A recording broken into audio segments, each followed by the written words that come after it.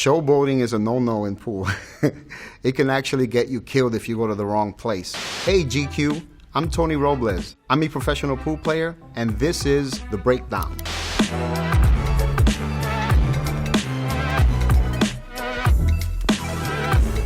First up, The Hustler. Did that ever happen to you? All of a sudden you feel like you can't miss? A hustler in pool is a player that pretends that he or she cannot play in the hopes of getting a high-stakes game. It is very rare that you'll see hustling nowadays. It used to be a pretty big thing back in the days, but the pool scene has changed so much to the point when you walk in a pool hall, you see families playing pool. One ball, corner pocket. Some players can spot hustlers very easily, and some cannot. I know this one player, and he would practice aiming where he would stroke the cue stick back and forth. He would go to the side, kind of like a crooked stroke. And he would do it intentionally so people thought he couldn't play. It used to drive people nuts, but he would win most of the time. That's how he would hustle a lot of people. When people played back in the days, whether it was in a pool hall, even a community center that had a table, people would gamble all the time. It was actually very common, especially after the movie The Hustler came out, because everyone wanted to be a hustler. The word pool came from betting parlors on horse races, and where they used to put a pool of money together to bet on races, and eventually they wound up putting pool tables there in order to keep people busy in between races. I dreamed about this game, fat man. I dreamed about this game every night on the road. 5 ball. The people that you see on the side right there, each and every one of them most likely has a bet. They have a stake in the match. And a lot of times it gets crazy. I've been in gambling matches where you would see one guy says, I'll bet you $25 that your friend loses this rack. Well, I'll bet you $1,000 that he loses a rack. So a lot of times the bets change depending on who's there. If they see someone that has a lot of money is willing to bet, they'll go all out and take the risk of either, losing a lot or winning a lot. Most of the time when players gamble in a bar, the owners don't know about it. There are places that forbid it, but there really aren't too many. But most matches actually take place in a pool hall. 2 ball, side pocket. In the game of pool, there are various games that require you to call a shot or call the pocket that you intend to pocket the ball in. For example, straight pool, which is also known as 14.1 continuous, is a game where every shot must be called. If you're playing in a tournament and someone pockets a ball that's right in front of the pocket but they fail to call the shot, it's really not considered a miss or a penalty, only because it was obvious that they were shooting it into that pocket. Whereas if you have a shot that you have the option to shoot it in the side pocket or the corner pocket, it's recommended that you call it in order to avoid problems, because someone could come out of nowhere and say, well, you didn't call the shot, and you lose your turn. A lot of people confuse pool with billiards. Billiards is a game that's played on a pool table with no pockets, and it's a completely different game. Whereas in the game of pool, you have a table that has 6 pockets, and the object is to sink as many balls into the pocket as possible. Very good shot. That is actually an illegal shot. He actually shoots a cue ball and strikes the object ball at an angle to get both of them out of the way, so that his cue stick will then hit the other object ball in front of the cue ball to pocket the ball in. The cue ball is what we call the white ball. It's the only ball that's allowed to be struck with your cue stick during a pool game. You're technically only supposed to strike the cue ball when you're shooting a shot in pool, not striking an object ball. That is a foul, and it's a loss of turn. Well, you don't leave much when you miss, do you, fat man? I highly recommend chalking the cue stick before each and every single shot. The chalk is needed to create the friction that's necessary in order to strike the cue ball correctly, because if you fail to chalk up, then the tip starts to slide off the cue ball itself, and that's what we call a miscue, and you will lose the ability to strike the ball exactly the way you want it to. Paul Newman actually studied the game a bit for this movie. He's hitting every single shot very hard.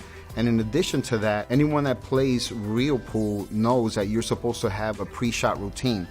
That's the steps that are necessary in order to execute a shot. If you notice in that scene, he's already down on the shot and waiting for the cue ball to stop, which means he hasn't lined up his body with the shot, so there's a good chance that he probably missed that shot. You want to make sure, assuming the shot is that way, that your body is lined up in a perfectly straight line with the shot. So what you want to do is you want to make sure that your right foot is underneath the cue stick. That keeps everything else in line as far as the head, the shoulder, the elbow, and the wrist. So that way you can go in a dead straight line as you're following through once you've struck the ball. One ball in the corner pocket.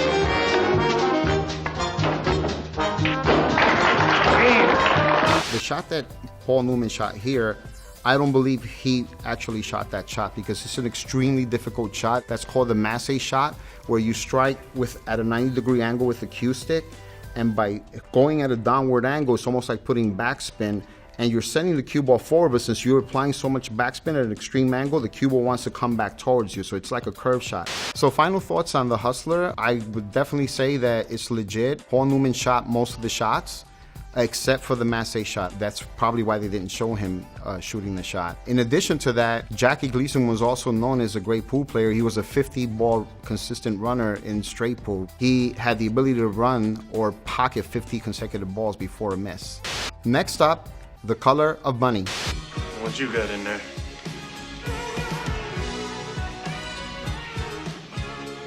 Doom. The reason why most of them are two-piece is because it makes it easier to transport. It is normal for players to have their own cue when they go to a pool room, because once you get used to a specific weight and a feel and a millimeter of the shaft, that if you were to grab another cue, it actually feels alien. There was a very famous custom cue maker by the name of George Balabushka, and he has always been considered to make the greatest pool cues. What Tom Cruise has in this scene is a Balabushka cue. I've seen some Balabushka cues sell for as much as $80,000. This movie is pretty much a continuation of The Hustler. The difference is that when Paul Newman played with Jackie Gleason, the game of choice back then was straight pool. When Tom Cruise took on the role, the popular game then, and still is, the game of 9-ball, racked in a diamond shape, and the balls are shot in numerical order from 1 through 9. This is something that drives pool players crazy. After he pocketed the 4-ball, he has a slightly awkward angle from the cue ball to the 5-ball. It's more like a 45-degree angle away from the pocket. So he has to obviously strike the 5-ball on the right side in order to send it towards the pocket. When he actually shoots a shot, they set it up so that it's a dead straight shot. He doesn't have to cut the ball at all. And by cutting, I mean he doesn't have to go to the side of the ball. He hits a ball dead square. Showboating is a no-no in pool. It can actually get you killed if you go to the wrong place. I knew of this legendary player. He once won a gambling match for a lot of money and jumped on top of the pool table and started dancing. And his opponent got so upset that he took out a shotgun. And his friend who was there with him actually saved his life and talked the guy out of not shooting him. So showboating is usually not good, because if you're in a tournament, you lose fans. But if you're in a gambling match, you could potentially lose your life. I'd never seen it happen where a player would show off and decide to shoot the last or the winning ball with one hand. You can end up damaging your reputation because you're trying to insult the guy and make him look really bad. It's good to do it if you're playing with friends, but not when you're in a serious match. You're basically letting your opponent know that they're nothing in front of a bunch of people and insulting their game, saying that you're that much more better than they are. Now, Tom Cruise really practiced for this film. He did a tremendous job developing a nice straight stroke. His fundamentals are intact. You can see it. He shot that ball with such authority. This movie definitely made pool cool. They started opening up a lot of upscale rooms after The Colored Money came up, so that people can actually go in there and have a good experience, as opposed to going to a smoke-filled room where you got seedy people. It created a completely different atmosphere. It's been thriving since then. Now that right there is what we call a stop shot. If you strike the cue ball high, it gives it what we call instant forward momentum, so the cue ball continues to roll forward after contact. If you strike the cue ball low, it gives it backspin, so that after contact, the cue ball comes back towards you. But if you hit it anywhere by the equator or slightly below, it creates a slide effect. So the cue ball actually slides across the cloth as it reaches the object. It has no rotation. It's not going forward or backwards. It has no choice but to come to a complete stop. Okay, let's fast forward to later in the movie.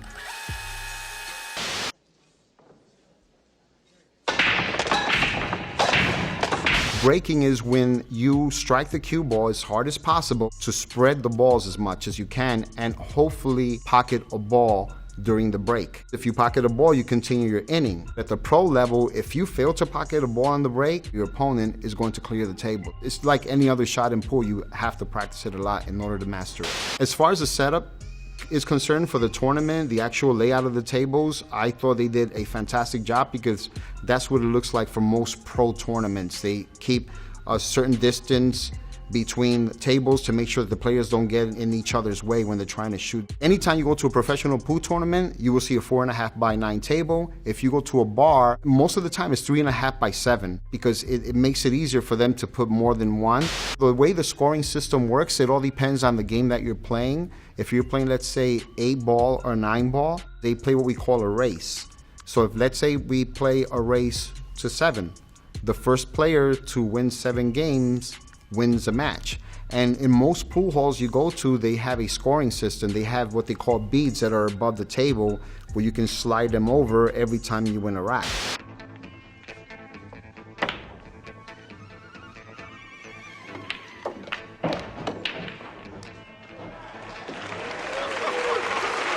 The more you elevate the cue stick, the more you curve the ball. Because if you were to shoot with a level cue, the cue ball is just going to go in a dead straight line. It has no chance, virtually, of curving at all. The fact that the cue ball stopped right before it fell was actually kind of lucky. It made it seem so awesome because had the cue ball scratched, he would have lost his turn at the table and then the incoming player would have had the opportunity to win that rack. The level of difficulty of this, just to make the shot, is very, very tough. But it's even tougher to avoid a scratch. A scratch is when the cue ball is pocketed and is considered a foul. So once you commit a foul, you lose your turn at the table, and depending where you're playing at, the incoming player either gets to take the cue ball in their hand, that's what we call ball in hand, and place it anywhere on the table, or if you play by the traditional rules, the incoming player gets ball in hand behind the line. They do have special racks that are diamond shaped. I recommend using a triangle rack because that gives you the ability to have room to squeeze the balls together and give yourself a tight rack because it increases the potential of pocketing balls on the break. The proper way to rack a 9-ball is put the 1 ball as a head ball and the 9-ball in the middle. If you put the 9-ball in the middle, it decreases the chances of pocketing the 9-ball in the corner pocket. So if you were to place a 9-ball anywhere other than the center of the rack, which is a 3rd row, you might actually either lose the rack or they will call a foul of you, and then it's your opponent's turn to shoot afterwards.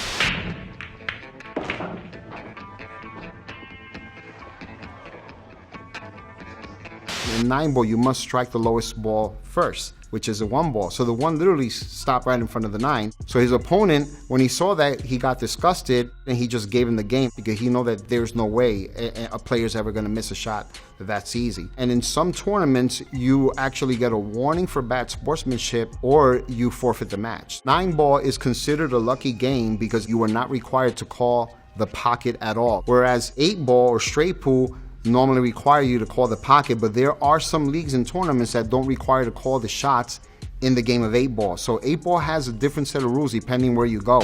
Next up, Seinfeld. So what's your game? What do you like to play? 8-ball. Everyone's different. You have more people that have sweat in their hands more than others. I'd never had that problem my entire career, so I never use powder. But if you go into a place that has poor air conditioning or no air conditioning at all, and it's very humid, regardless of whether you have sweaty palms or not, that cue stick is gonna stick to your skin and it will be almost impossible to slide it in a smooth straight line. He's exaggerating it here, I guess, to be funny, but back in the days, with the old pool halls, you used to have a big chunk of chalk like this, where you would just rub your hand on it and then you were ready to go before you played. I'll break. A lot of people get confused. They believe that the cue ball must go on the head spot, which is a spot by where you break from. They have a black line that's drawn right by where the spot is. You can pretty much place the cue ball anywhere behind that line. It doesn't necessarily have to be right on the spot. You'll notice that the line that's drawn to place the cue ball behind the line to break is always located by the second diamond. Every table has diamonds in the side, and that's where they normally draw the line by the head of the table.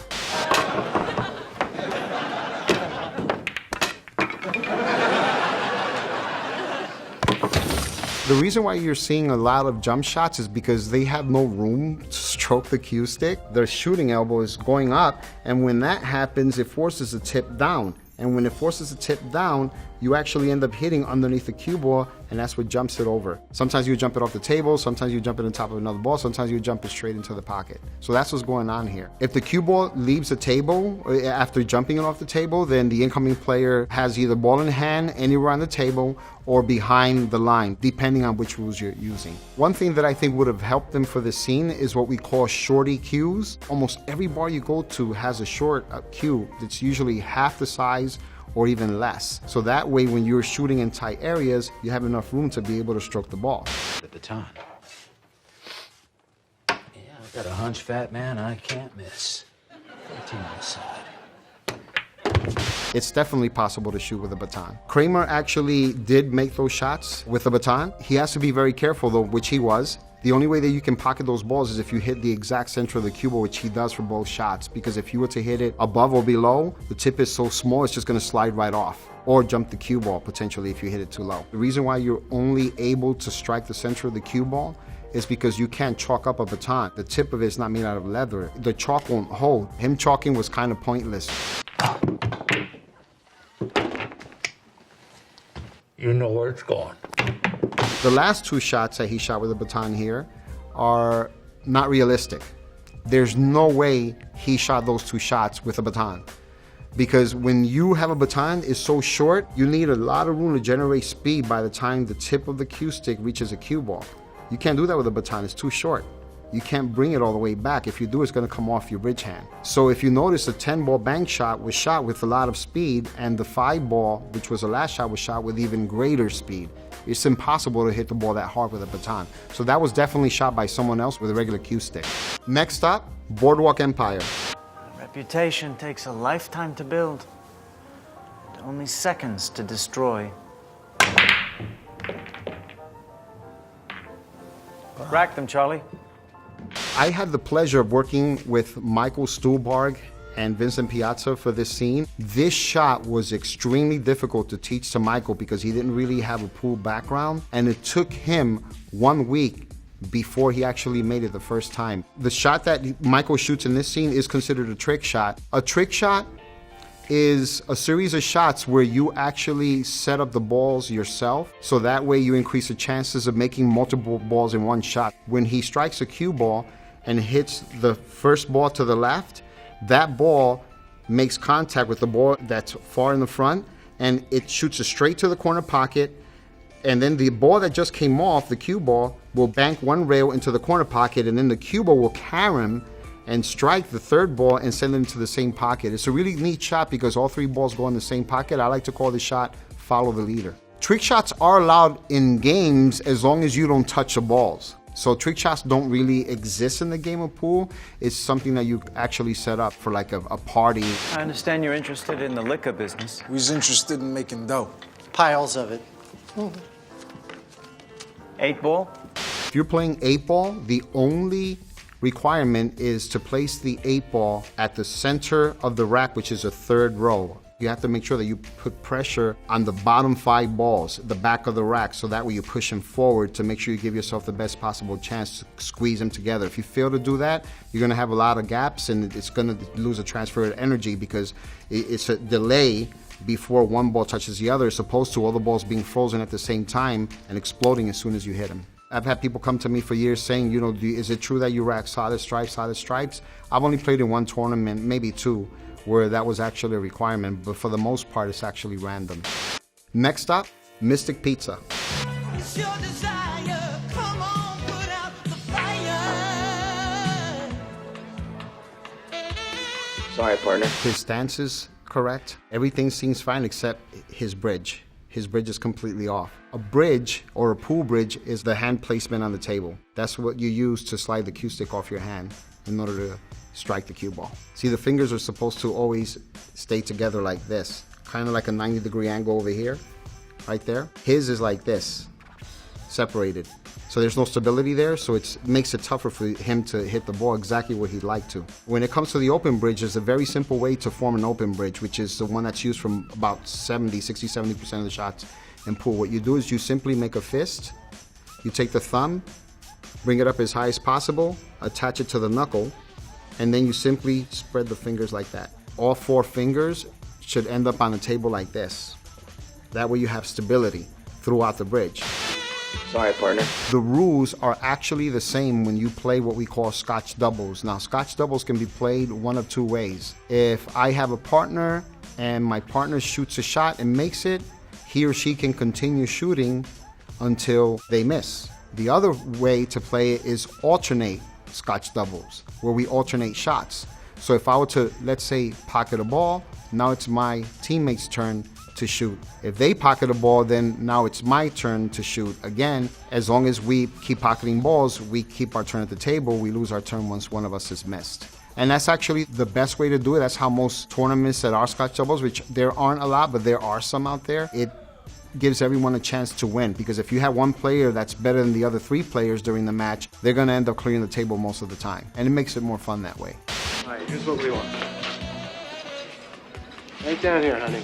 Going with the orange. If you are teaching or trying to show a beginner how to aim, the best thing to do is to tell them or place a finger somewhere on the table where you would like them to hit the ball. Don't be too hard on them if they don't make the shot, because this game is extremely difficult. You have to master your fundamentals first and your technique, and then after you do that and you have the ability to hit one ball to the next, now you can start focusing a little more on aiming. Aiming is actually very hard in the game of pool, and it takes time to learn. You're better off making sure that you do your pre-shot routine and you step directly into the line of sight when you're going to aim in order to learn how to aim properly and strike the ball. Because if you fail to do so, you're just shooting blindly. You're never going to hit the exact spot that you intended to for the most part, and therefore fail. Oh, darn. That's specifically why she missed her shot. She actually failed to make contact with any ball. Most of the time, when you do that and you fail to make contact with any ball, the incoming player actually gets to take the cue ball in their hand and place it anywhere on the table. Well, take it easy, honey. That's why we play boy-girl, to even things out. When I saw this part, especially when my wife saw it, she wanted to puke. There's a misconception that women cannot play pool. That is not accurate at all. They have some female players that will pretty much annihilate a lot of pool players. So if anyone says that a woman can't play it, that's not true. Maybe back in the days, the female players never practiced their break as much as a male player, so they didn't have the ability to break as hard. Nowadays, completely different story. That's right, you might be in love. One look in your eyes, I can see what's on your mind. Every shot that Julia supposedly shot, they never actually physically show her executing the shot. She definitely did not shoot any of these shots whatsoever, and this is proof right here. Her form is terrible. Her head is crooked, it's tilted to the side. Her head is supposed to be straight and right above the cue stick. And then her arm is like all the way in like this. It should be out here. The back arm, you could see that it's actually the elbow is in. When you're actually shooting, your head is supposed to be in a straight line with your shoulder, your elbow, and your wrist, so that when you stroke the ball. When it's all the way in like that, or the elbow or the wrist, it becomes very difficult for you to deliver that cue stick in a smooth straight line. She does an okay job. I've seen far worse. She also does a no-look shot, and that's something that people do just for fun or to kind of show off. In a tournament, you would never see a pool player look away because there's too much money at stake. Professionals, even if they're playing for fun, they always like to take their practice very seriously.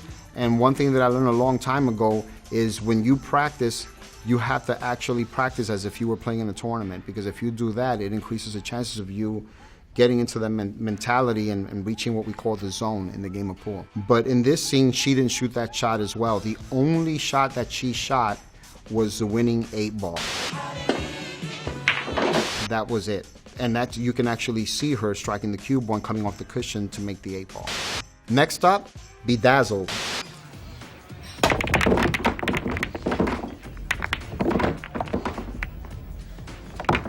Oh, doggy! There is absolutely no way on planet Earth anyone could ever make that many balls in one shot. You have a better shot of hitting the sun with a snowball than you do making that. The most I ever made in a trick shot was like 13, maybe 14 balls. There is a shot that is possible to make, but you have to set it up, and it takes about 30 minutes to set up. But as far as randomly hitting a ball, it's impossible physically, because once the cue ball strikes an object ball, depending on how thick or thin it hits it, if it hits it dead square, the cue ball is going to lose all of its energy. It's going to transfer it onto the object ball, and then that one is going to lose a little energy once it hits other balls, and other balls. Eventually, everything is going to lose speed. So physically, it is impossible to actually make all the balls in one shot. So pool is definitely a game of physics. There are certain techniques that you can use. If you have one ball here, frozen to another ball here, and they're lined up this way, then what happens is if you create a 90-degree angle, just like this, that means that if one ball hits the ball here, that ball's going to come off that ball, carry them off that ball, and follow a perfect 90-degree angle. There is a little bit of geometry, but it's mostly feel. As a player continues to master the game, they just learn how to feel the shots, but these techniques are very useful when it comes to learning how to master certain aspects of the game, like shot making and also position play. I've been playing pool for 41 years. I've never heard of a living human being ever making all the balls in one shot. It's just unheard of.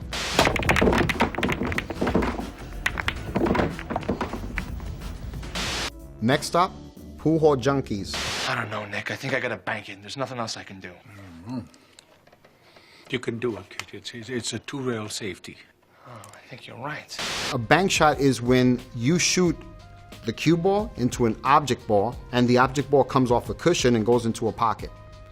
A kick shot is when the cue ball is struck and comes off the rail and hits an object ball. He gave him advice and he says, you can do this, it's a two-rail safety. That meant that he needed to come off the 8 ball and have the cue ball strike 2 rails to hide it behind the 9 ball.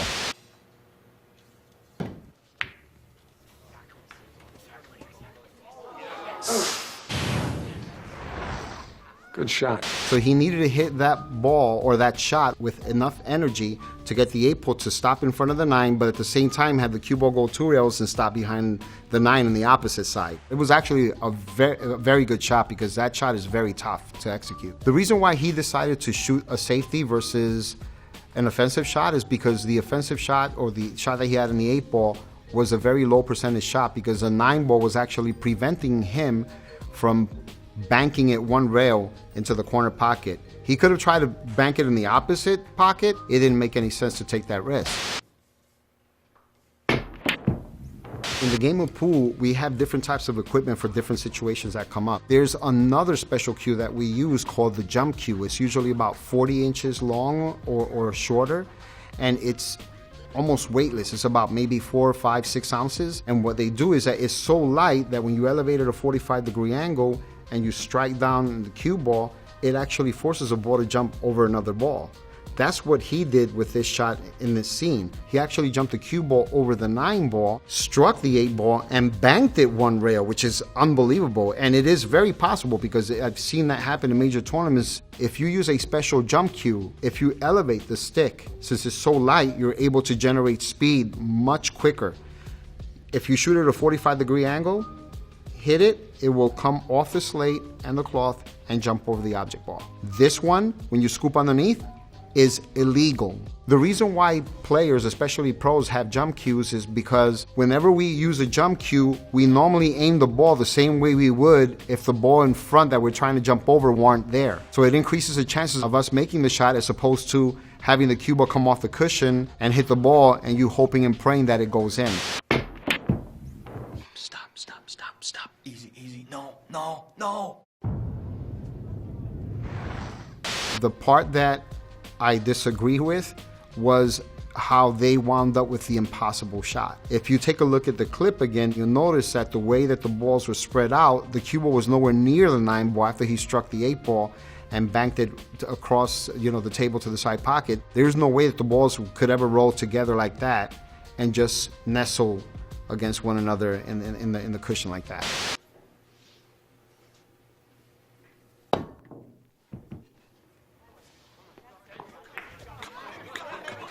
Get legs. Pool is definitely a game where you constantly think at least 3 shots ahead. This scene is so brilliant because in pool we have players that pull what we call moves. They trick you into believing that you have a shot of winning when they devised a way to actually win in the long run. What are you doing? I'm taking my shot. I just paid $5,000 for your shot. Now it's my shot. They never discussed that Mars Callahan would actually lose his turn. So that's why when he hit the shot, he hit it softly to stop it in front of the pocket, which is brilliant. So the difference between this shot and the shot in Bedazzled is the shot in Bedazzled really was impossible. There's no way you can make all the balls in one shot. Whereas this shot, if he would have hit it absolutely perfect, there's a very, very small chance that he might make the ball. For him to make that shot, he would have had to hit it so perfectly that he gets lucky to hit it exactly where he needs to after coming 1-2 cushions to make contact with the 9-board. It's very, very, very tough to make. At the pro level, you can be ranked #1 in the world and you're not guaranteed to make that shot. Thanks for watching the clips with me. I had a lot of fun doing this. Hope to see you next time.